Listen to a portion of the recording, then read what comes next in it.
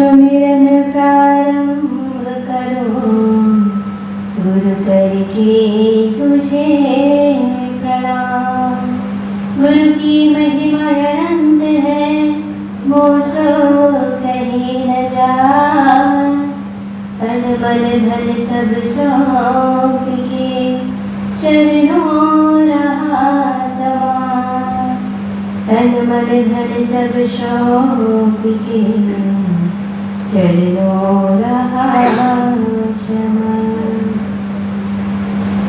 मेरे मन मंदिर में विराजमान श्री सद्गुरुदेव जी, परम वंदनीय संत समाज, सत्संग प्रेमी आत्मीय बंधु, भक्ति में मेरी माता,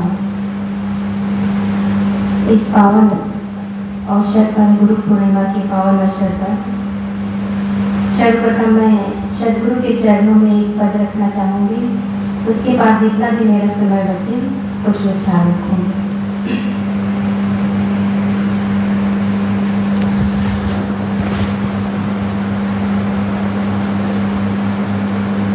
एक शिष्य अपने गुरुदेव जी से प्रार्थना करते हुए यह पद गाए हैं, वही पद मैं आप सर्वों के समक्ष गाने जा रही हूँ। गुरुवर हमको दीजिए जन्म जन्म का साथ। गुरुवर हमको दीजिए जन्म जन्म का साथ। मेरे सिर पर रख दो गुरुवर, मेरे सिर पर रख दो गुरुवर, अपने ये दोनों हाथ। गुरुवर हमको दीजिए जन्म जन्म का साथ। सतगुरु हमको दीजिए जन्म जन्म का साथ।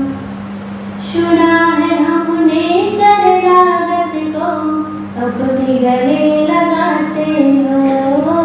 सुना है हमने शरणागत को अपने गले लगाते हो। ऐसा हमने क्या मांगा जो देने से घबराते हो। हाँ, ऐसा हमने क्या मांगा जो देने से घबराते। चाहे सुख में रहूं या दुख में हो, चाहे सुख में रहूं या दुख में, बस थामे रहना।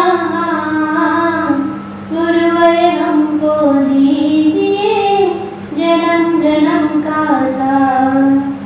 सतगुरु हमको दीजिए जन्म जन्म का साथ। मेरे सिर पर रख दो गुरुवर, मेरे सिर पर रख दो गुरुवर, अपने ये दोनों हाथ। गुरुवर हमको दीजिए जन्म जन्म का साथ। सतगुरु हमको दीजिए जन्म जन्म का साथ। झुलस रहे हैं गम की धूप में, प्यार की छैया कर दे तू। झुलस रहे हैं गम की धूप में, प्यार की छैया कर दे तू।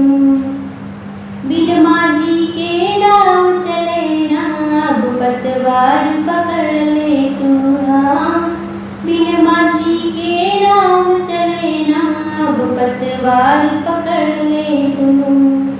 मेरा रास्ता रोशन कर दे, ओ मेरा रास्ता रोशन कर दे, छाई अंधियारी रात। गुरुवर हमको दीजिए जन्म जन्म का साथ। सतगुरु हमको दीजिए जन्म जन्म का साथ। वो मेरे सिर पर रख दो गुरुवर, मेरे सिर पर रख दो गुरुवर, अपने ये दोनों हाथ। गुरुवर हमको दीजिए जन्म जन्म का साथ। सतगुरु हमको दीजिए जन्म जन्म का साथ। इसी जन्म में सेवा देकर बहुत बड़ा उपकार किया। इसी जन्म में सेवा देकर बहुत बड़ा उपकार किया।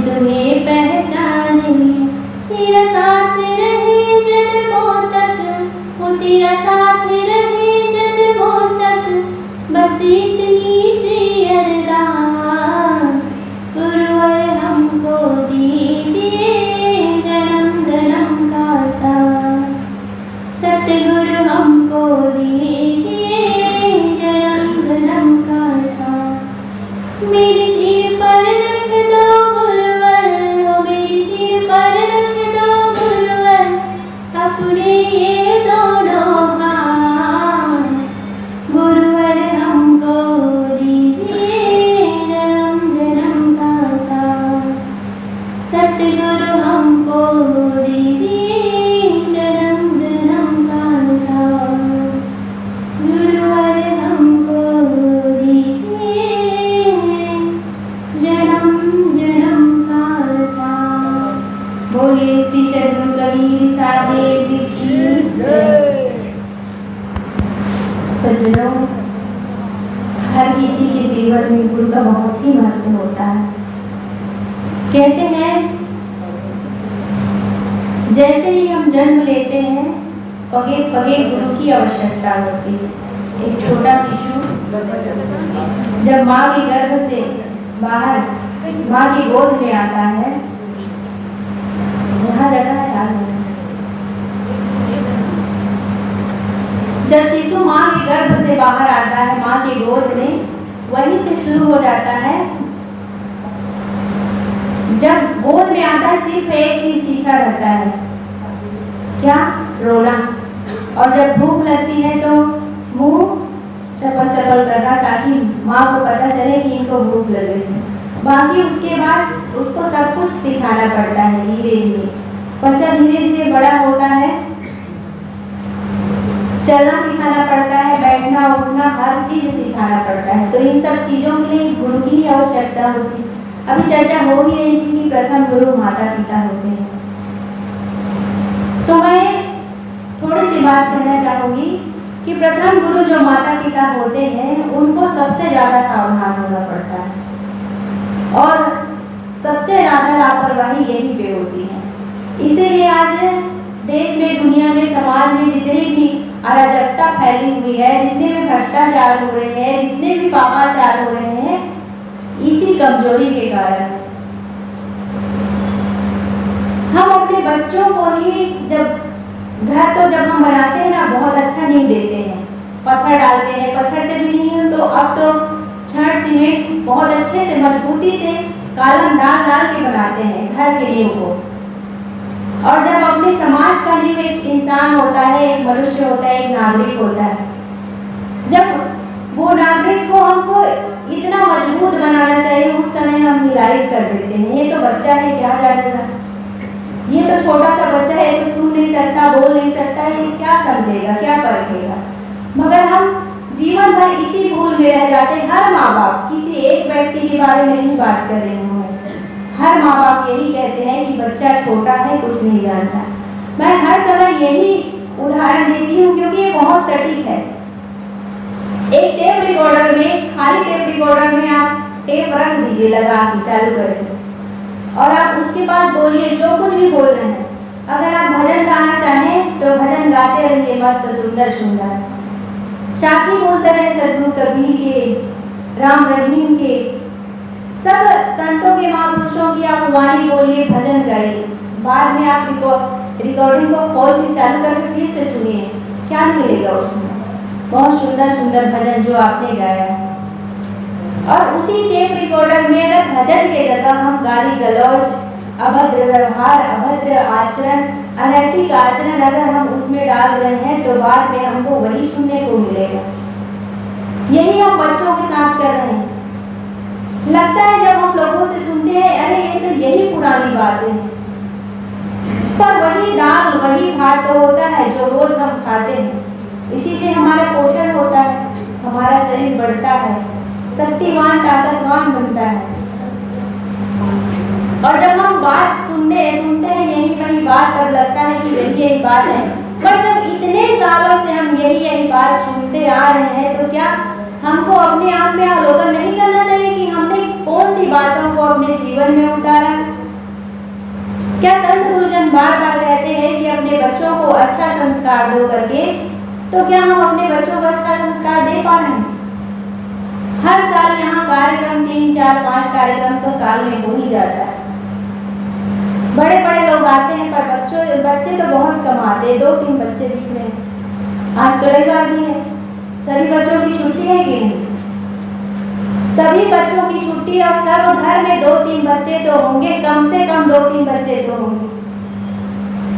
आप लोग किसी बच्चे को लेके नहीं आए हो, कैसे संस्कार मिलेगा उनको, बताइए? और यहाँ से जाके आप लोग भी नहीं बताने वाले हो कि संत गुरुजन ने ऐसा कहा, बेटा ऐसा नहीं करना चाहिए, बिटिया ऐसे नहीं करना चाहिए। बताते हैं? नहीं बताए। आप लोग तो अपना काम तो कर लिए, पर जो आने वाली पीढ़ी है हमारे बच्चे, उनको बताते नहीं तो कैसे सीखेंगे? उनको लेके आइए, उनके साथ आइए।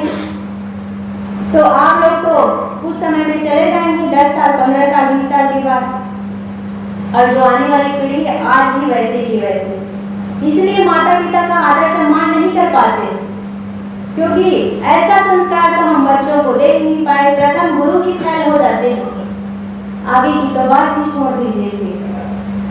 तो मैं विशेष माता और पिता लोगों से कह रही हूँ, यही प्रथम गुरु है और इन्हीं के बढ़ाने से हमारे बच्चे बढ़ेंगे। जब यही लोग अच्छा संस्कार देंगे तो आगे गुरुजनों के पास वो बच्चे आएंगे।